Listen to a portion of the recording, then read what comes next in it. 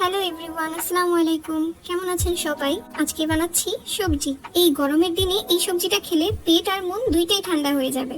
তো চলুন শুরু করা যাক। তেলটা একটু গরম করে তার মধ্যে তেজপাতা, শুকনো মরিচ, পেঁয়াজ দিয়ে ভেজে নিতে হবে। ভাজা হয়ে গেলে তার মধ্যে সবজিগুলো ছেড়ে দিতে হবে। এখানে মশলা খুবই কম পরিমাণে দিতে হয়। মশলাগুলো হচ্ছে পাঁচফোড়ন, লবণ, আদা রসুন বাটা, হলুদ, মরিচ, ধনিয়া গুঁড়া দিয়ে ভালো মতো মিক্সড করে নিতে হবে। এখানে আমি 5 রকমের সবজি দিয়েছি। লাউ, পেঁপে, বরবটি, পটল, ধুন্দুল, সাথে একটু আলু দিয়েছি।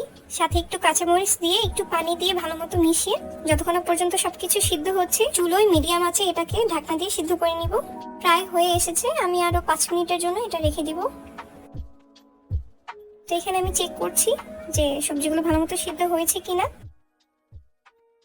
লবণটা ঠিকঠাক ভাবে হয়েছে কিনা চেক করে আমি এখন চুলাটা অফ করে দিব। এই তো খুব সহজে তৈরি হয়ে গেল আমাদের সিম্পল একটা সবজি। দেখা হবে নেক্সট কোনো ভিডিওতে। আল্লাহ হাফেজ।